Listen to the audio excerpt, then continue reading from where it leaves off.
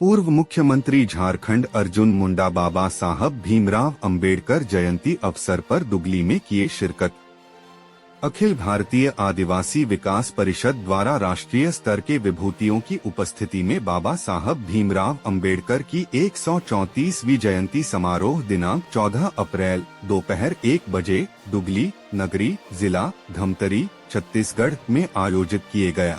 इस अवसर पर 2026 से 27 में देश में होने वाले परिसीमन सहित संवैधानिक, सांस्कृतिक, वन अधिकार कानून, पारंपरिक आयुर्वेद एवं सामाजिक विषयों पर चर्चा की गई। कार्यक्रम में मुख्य अतिथि के रूप अर्जुन मुंडा पूर्व मुख्यमंत्री झारखंड, पूर्व केंद्रीय मंत्री भारत ऐसा है सरकार कि साथ ही यहाँ के प्रशासनिक और सरकार यहाँ पर आपको बेहतर इन सारे चीज़ों पर बताएगी। गोंडवाना गोंड महासभा रहे। मैं ये कहूँगा कि शांति ही समाधान है।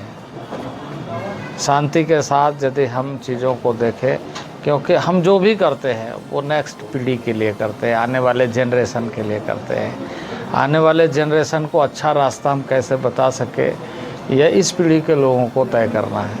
तो वो तभी होगी जब शांति का वातावरण बनेगा, और शांति के वातावरण में हम सारे चीज़ों को कर सकते हैं। अब धीरे धीरे बदलाव आ रहा है।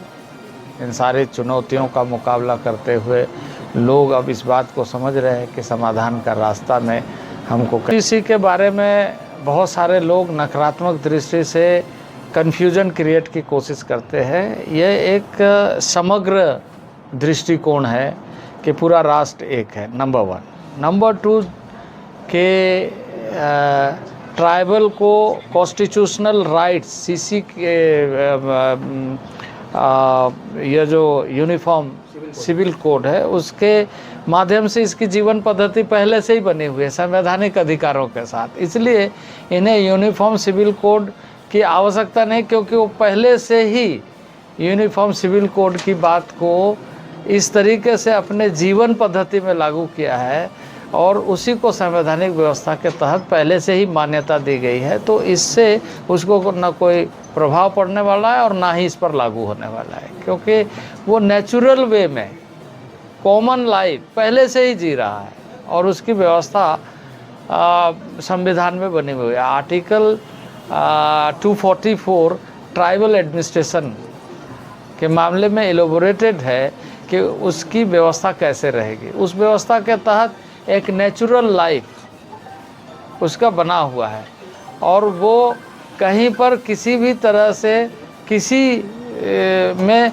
बलात् दखल पर विश्वास नहीं करता है। नैसर्गिक व्यवस्था बनी हुई है। नैसर्गिक व्यवस्था का एक्नॉलेजमेंट संविधान ने ही अपनी व्यवस्था में किया है, इसलिए उस पर यूसीसी लागू नहीं होगा। आप सर वहाँ राजनीति हो रही है, देश में तो कहीं नहीं हो रही है, बंगाल में ही क्यों हो रही है? क्योंकि बंगाल में लोग वहाँ राजनीति कर रहे हैं इस दृष्टि से कि लोगों को इस बात का खतरा है कि जो वक्फ के नाम से जो आज तक लोग कर रहे थे वो नहीं होगा और एक साधारण परिवार मुस्लिम समुदाय का उसको उनका हक मिलेगा। कि पर्पज़ जो है वक्फ का, वो पर्पज़ के अनुसार वो उससे जुड़ेगा। अभी क्या है, कुछ लोगों की ऐसे बहुत सारे स्थानों में वक्फ की प्रॉपर्टी पर मठाधीशी जिसको कहेंगे उस पर उसका नियंत्रण है, वो अपने अनुसार निर्णय ले रहे। ये तो सबके लिए है, वक्फ सबके लिए है जो रिलीजियसली मुस्लिम समुदाय से जुड़े हुए लोग हैं, उनको उसका लाभ मिलना चाहिए। वो एक छतरी है। अब छतरी में कुछ ही लोग खड़े होकर के रहेंगे तो नहीं चलेगा। छतरी तो सबके लिए है, सबको मिलना चाहिए। तो उसको एलोबरेट करते हुए पार्लियामेंट में और सबने स्वागत किया है।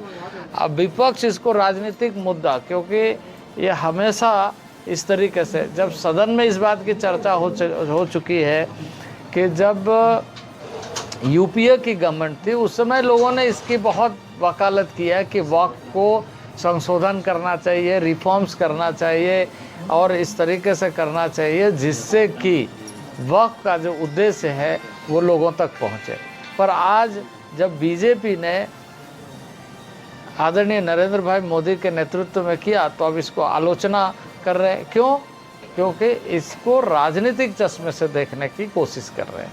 ये तो वहाँ विपक्ष नहीं, देखिए ये तो होना नहीं चाहिए, ये प्रशासन की जिम्मेदारी है और प्रशासन यदि इन सारे चीज़ों में ठोस कदम नहीं उठाती है, इसका ये मतलब है कि ये लोगों का भला नहीं चाहती है, इवन मुस्लिम का भी भला नहीं चाहते हैं। तो मुस्लिम के भला के लिए अगर आप चाहते हैं तो आपको ये बात उनके बीच में भी कहना चाहिए और सरकार को सहर्ष स्वीकार वेलकम करना चाहिए कि एक समग्र दृष्टिकोण वक्फ में है जो जिसमें रिफॉर्म्स किया गया है। Thank you sir.